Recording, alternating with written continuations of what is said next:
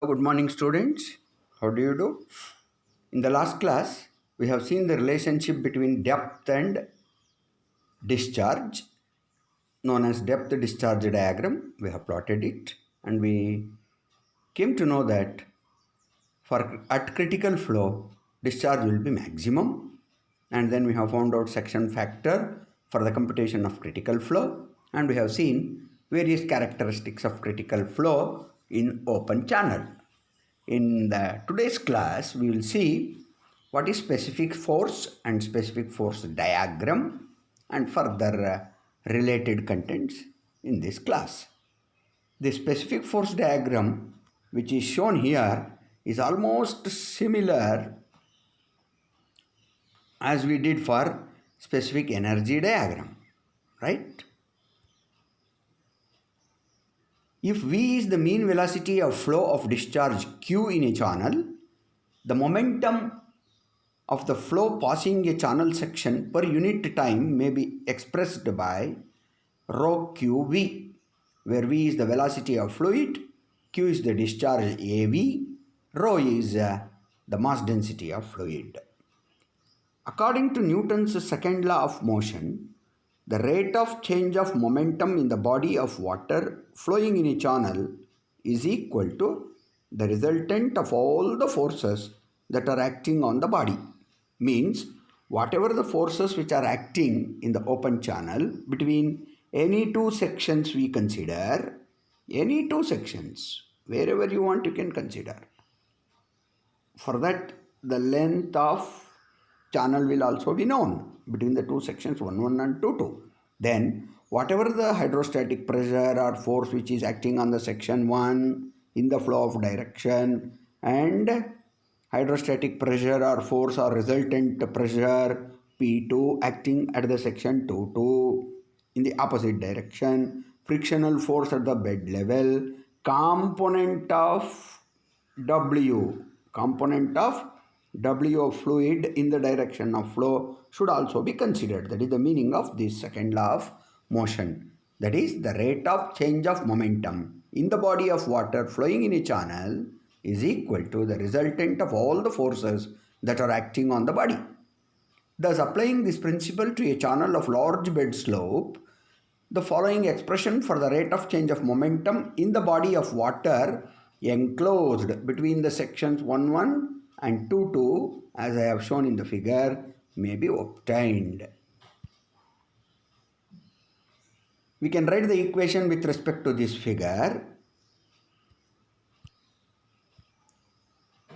With respect to this figure, we can write, when we are considering two sections 1 and 2, rho q v2, because v2 will be always more.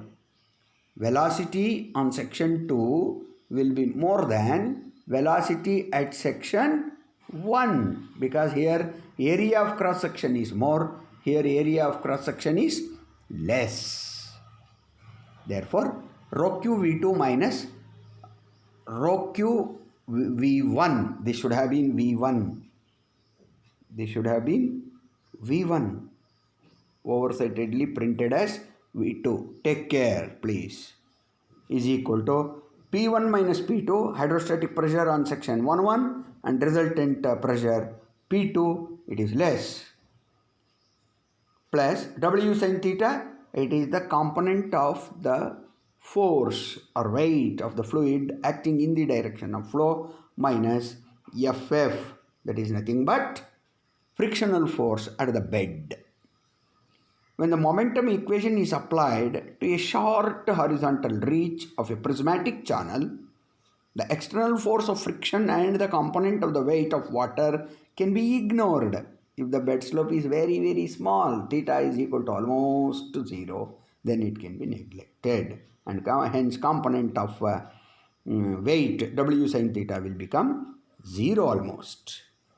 Thus, with theta is equal to 0 and FF is equal to 0, we can take the above equation. The above equation means this equation as rho q v2 minus rho q v1. This should be v1, not v2. Okay, is equal to p1 minus p2.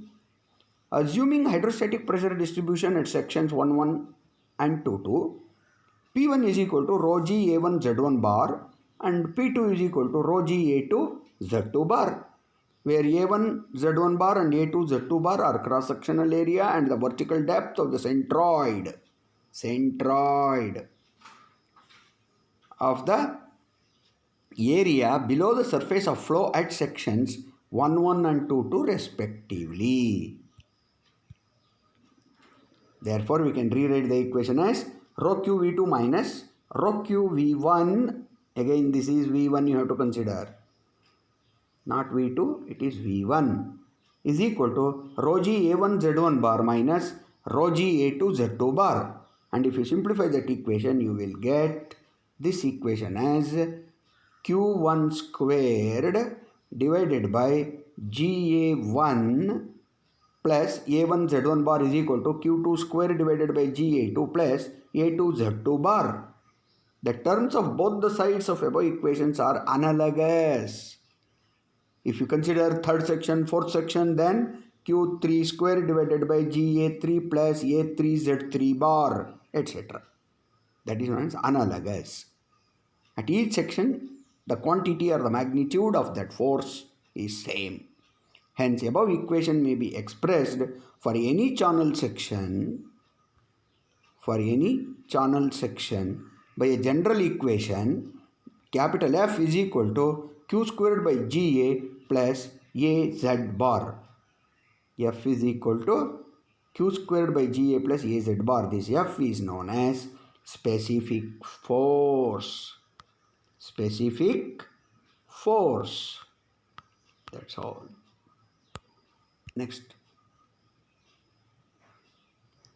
This function consists of two terms. This equation consists of two terms. The first term is the momentum of the flow passing through. Momentum of the flow passing through the channel per unit time per unit weight of water. And the second term is the force per unit weight of water. Force per unit weight of water. Since both these terms are force per unit of water, their sum is known as specific force. Their sum is known as specific force.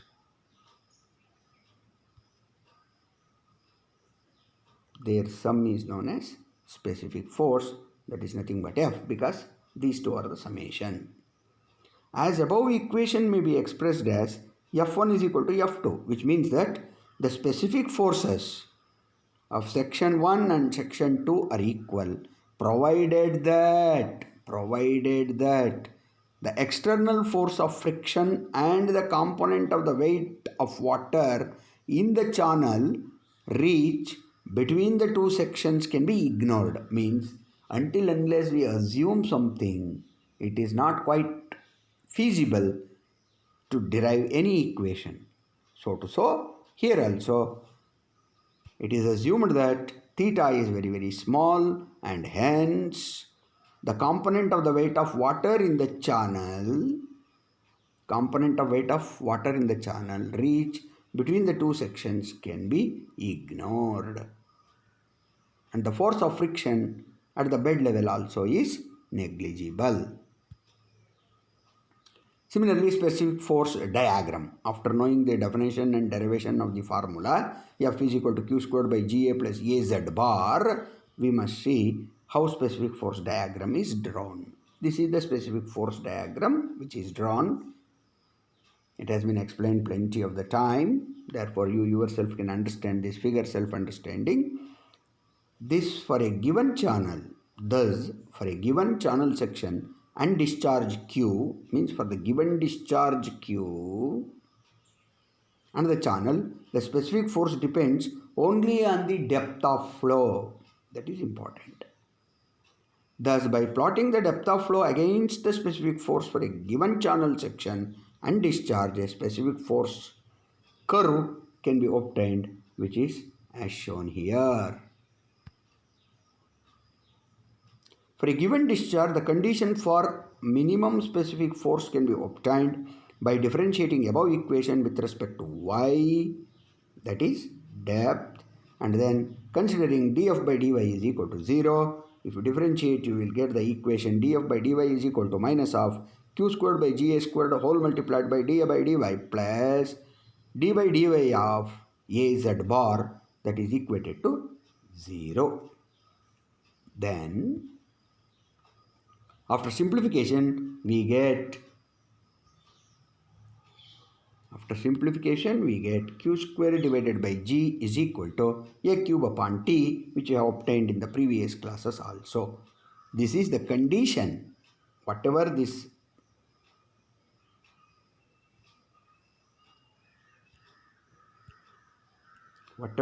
equation q squared by g is equal to a cube by t, we have already arrived.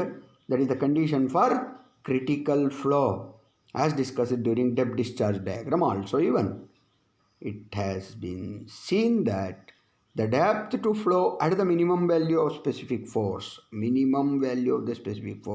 is equal to the critical depth. Means in case of depth discharge, critical flow or depth of critical flow is the one where discharge is maximum. Here the critical depth is the one, that is HC, is the one where specific force F is minimum. This you should remember. Thank you for patient watching. We will see in the next class for new unit, that is unit 3. Unit 2 A and B is completed. Only matter is you are required to study continuously, derive the equations by writing figures or drawing the sketches. Even suitable sketches are enough, though not neat every time. Automatically it becomes neat. Okay, please do work hard, carefully and patiently study and acquire more knowledge in this subject of fluid mechanics 2, especially unit 2, introduction to open channel flow, and further more articles which we have covered during 10 classes. All you study. In future days to come, we will upload assignment, quiz, questions you have to answer and upload for us for evaluating it. Okay, thank you for watching.